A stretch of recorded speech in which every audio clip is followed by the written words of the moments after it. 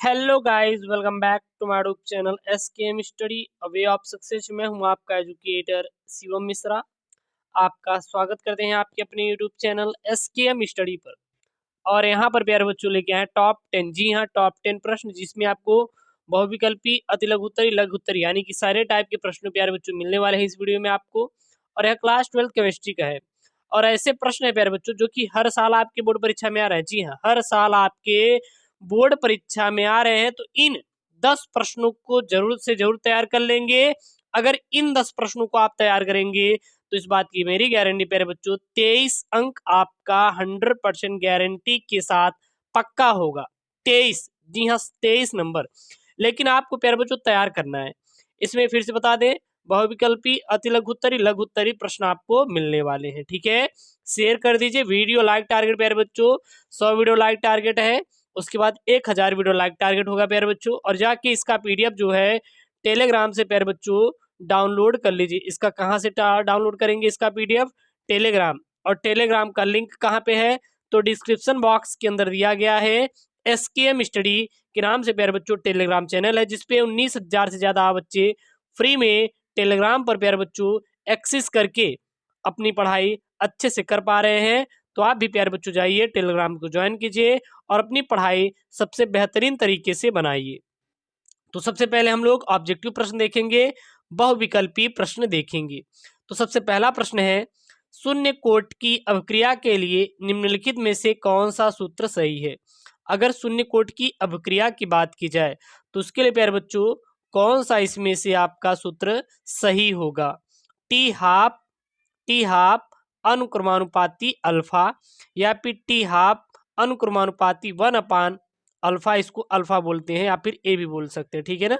अगला है T half अनुक्रमानुपाती 1/a², या फिर टी हाफ अनुक्रमानुपाती a⁻0। तो इसमें से प्यारे बच्चों कौन सा आपका आंसर सही है? कौन सा आंसर प्यारे बच्चों सही है? तो है आपका डी ऑप्शन, टी हाफ अनुक्रमानुपाती a⁻0।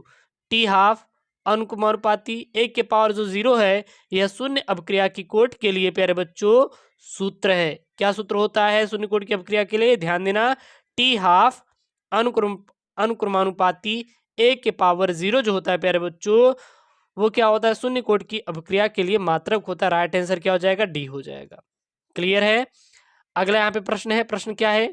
क्लोरीन का प्रबलतम ऑक्सी अम्ल है। क्लोरीन का प्रबलतम ऑक्सी अम्ल क्या होता है? तो क्लोरीन का जो प्रबलतम ऑक्सी अम्ल होता है वह आपका होता है, क्या होता है? HClO2, HClO4, HClO या फिर HClO3। कौन सा इसमें आपका राइट आंसर होगा? यह प्यारे बच्चों आपको बताना है इस वीडियो में। और ये इंपॉर्टेंट क्वेश्चन है। और अगर इसका आंसर आ रहा है तो आप कमेंट कर दीजिए फटाक से। अपने दोस्तों के साथ शेयर नहीं किए हैं तो शेयर कर दीजिए। वीडियो लाइक टारगेट 1000 और 1000 वीडियो लाइक टारगेट प्यारे बच्चों पहुंचा देंगे। आशा करते हैं आपको प्यारे बच्चों सारी वीडियो समझ में आ रही होगी। तो क्लोरीन का जो प्रबलतम ऑक्सीकारक अम्ल होता है वो होता है HClO4। HClO4 जो होता है यह क्लोरीन का प्रबलतम ऑक्सीकारक माना जाता है। क्लोरीन का प्रबलतम ऑक्सीकारक प्यारे बच्चों कौन सा माना जाता है? तो माना जाता है आपका HClO4। HClO4 राइट आंसर आपका बी हो जाएगा। क्लोरीन का प्रबलतम ऑक्सीकारक अम्ल क्या होता है? HClO4। अगला यहाँ पे प्यारे बच्चों प्रश्न है, प्रश्न क्या है? क्लोरीन की ऑक्सीकरण संख्या है। क्लोरीन की ऑक्सीकरण संख्या प्यारे बच्चों क्या होती है? क्लोरीन की ऑक्सीकरण संख्या प्यारे बच्चों क्या होती है? आपको बताना है कि क्लोरीन की ऑक्सीकरण संख्या प्यारे बच्चों क्या होती है। ठीक है, +1, -1, -2 या +2। तो क्लोरीन की यहाँ पे ऑक्सीकरण संख्या क्या होती है? तो क्लोरीन की जो ऑक्सीकरण संख्या होती है वह होती है -1। क्लोरीन की ऑक्सीकरण संख्या कितनी होती है? तो क्लोरीन की ऑक्सीकरण आपको सीधा बता देना है कि -1 होती है। क्लोरीन की ऑक्सीकरण संख्या प्यारे बच्चों कितनी होती है? -1 जो होती है प्यारे बच्चों वह आपकी क्या होती है? क्लोरीन की ऑक्सीकरण संख्या होती है। क्लोरीन की ऑक्सीकरण संख्या क्या होती है? क्लोरीन की ऑक्सीकरण संख्या आपको राइट आंसर बता देना है आपका -1 जो होती है यह क्लोरीन की ऑक्सीकरण संख्या होती है। अगला प्रश्न है यहाँ पे, जटिल यौगिक जैसे प्यारे बच्चों FeH2O का होल 5 NO का पूरा SO4 में Fe के अयुग्मित इलेक्ट्रॉनों की संख्या कितनी है। जो Fe है इसमें जो अयुग्मित इलेक्ट्रॉनों की संख्या प्यारे बच्चों कितनी है, यह आपको यहाँ पे बताना है। इसका राइट आंसर आपको क्या करना है प्यारे बच्चों, कमेंट करना है। तो राइट आंसर अपना आप मेंशन कर दीजिए, 2, 3, 4 या फिर नॉट, यानी कि इनमें से कोई नहीं। तो जटिल यौगिक में प्यारे बच्चों Fe के अयुग्मिक इलेक्ट्रॉनों की संख्या कितनी है, तो वह 2 है। कितनी है इसमें, तो वह प्यारे बच्चों 2 है। राइट आंसर क्या हो जाएगा आपका, ए निकल के आ जाएगा। अगला है यहाँ पे, अगला प्रश्न क्या है, फिनॉल का 0.20%, फिनॉल का 0.20% प्यारे बच्चों विलियन, फिनॉल का 0.020% विलियन निम्न में से किस रूप में कार्य करता है, किस रूप में कार्य करता है, एंटीसेप्टिक, प्रतिऑक्सीकारक, जरनाशक या एंटीबायोटिक। तो फिनॉल का 0.20% विलियन निम्नलिखित में से किस रूप में कार्य करता है, तो कार्य करता है एंटीसेप्टिक के रूप में। किसके रूप में कार्य करता है, तो एंटीसेप्टिक के रूप में। राइट आंसर आपका क्या हो जाएगा, ए हो जाएगा। इसको आप लोग लगा लीजिए, टिक, बहुत इंपॉर्टेंट है। और सारी पीडीएफ प्यारे बच्चों डाउनलोड कीजिए। कहाँ पे डाउनलोड कीजिए करेंगे, अपने टेलीग्राम चैनल SKM स्टडी से आप लोग डाउनलोड कर पाएंगे। और SKM स्टडी टेलीग्राम का लिंक कहाँ पे है, तो यह मिलेगा आपको डिस्क्रिप्शन बॉक्स के अंदर। तो जाके वहां से फटाक से आप ज्वाइन कर लीजिए, ठीक है। चलिए, अब यहाँ पे आपको बोले थे कि अतिलघुत्तरी बहुविकल्पी ऑब्जेक्टिव के बाद आपका अतिलघुत्तरी प्रश्न बताया जाएगा, जो कि काफी आपका इंपॉर्टेंट होने वाला है। तो अतिलघुत्तरी प्रश्न भी प्यारे बच्चों, सबसे पहला प्रश्न क्या है, एल्कोहलों की जल में विलेयता लिखिए। जो एल्कोहल होती है इसकी जल में विलेयता किस प्रकार से होती है, यही आपको यहाँ पे इसका उत्तर में लिखना है।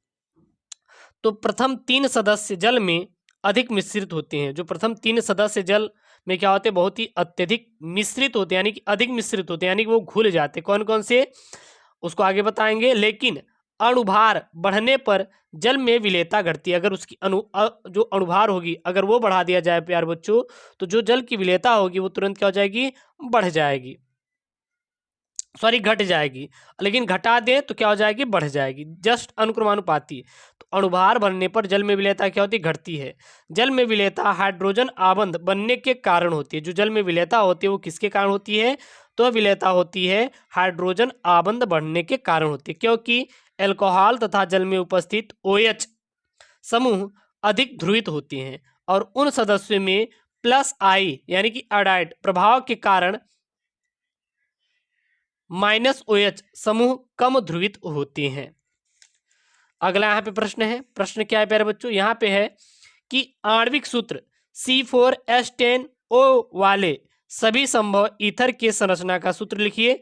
तो प्यारे बच्चों होता है C2H5 single bond O single bond C2H5, यह डाई एथिल ईथर है। और दूसरा क्या है, CH3 single bond O single bond CH2 single bond CH2 single bond CH3 methyl n propyl ether, ठीक है ना। इसका ये प्यारे बच्चों सूत्र है।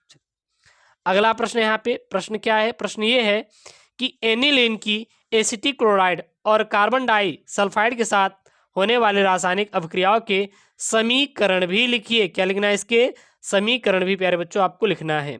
तो एसिटिल क्लोराइड के साथ होने वाली क्रिया क्या है प्यारे बच्चों, वो है यहाँ पे जब एनिलीन एसिटिल क्लोराइड के साथ क्रिया करता है तो एन फेनिल एसिटेमाइड बनाता है, जिसका रासायनिक यहाँ पे इक्वेशन दिया गया है। रासायनिक इक्वेशन क्या है, C6H5NH2, यह क्या है, एनिलीन है। इसकी क्रिया किससे करवाएंगे, एसिटिल क्लोराइड। एसिटिल क्लोराइड सूत्र क्या होता है, CH3COCl।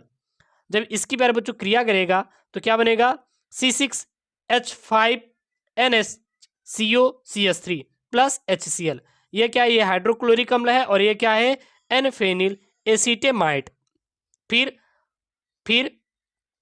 इसकी जो क्रिया होती है यहाँ पे हम लोग प्यारे बच्चों कार्बन डाइऑक्साइड के साथ अभिक्रिया कराएंगे। किसकी कराएंगे यहाँ पे प्यारे बच्चों, इसके साथ होने वाली क्रिया।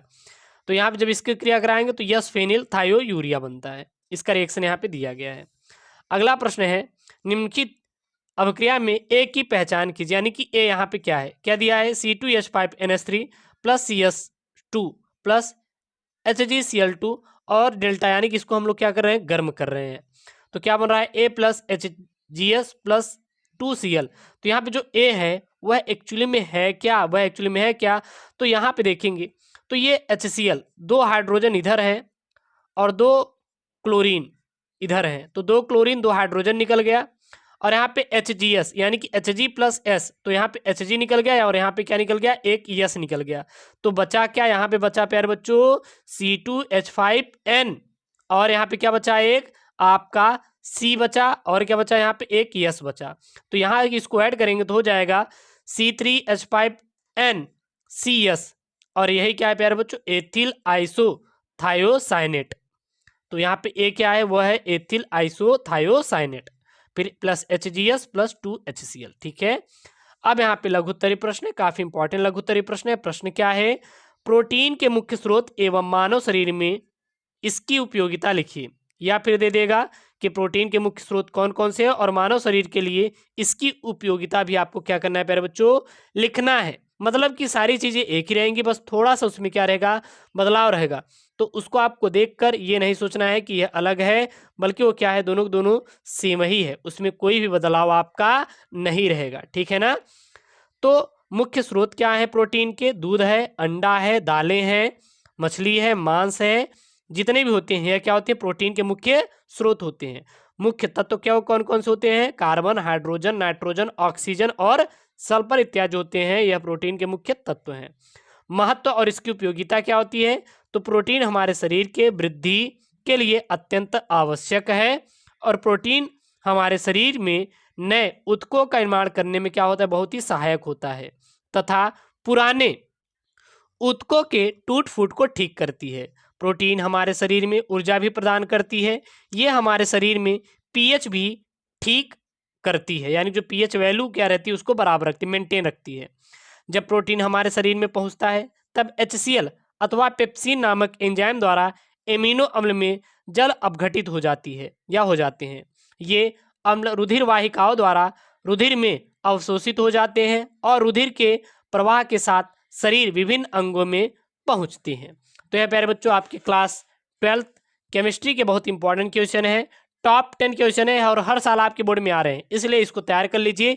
इसकी PDF जाके आप डाउनलोड कर पाएं कहाँ पे, टेलीग्राम चैनल SKM स्टडी पे, और link in the description box, जाके वहाँ से प्यारे बच्चों डिस्क्रिप्शन बॉक्स के अंदर से प्यारे बच्चों आप ज्वाइन कीजिए टेलीग्राम को, और फिर वहाँ से जाके आप PDF इसकी डाउनलोड कर सकते हैं। ओके दोस्तों, थैंक यू, जय हिंद।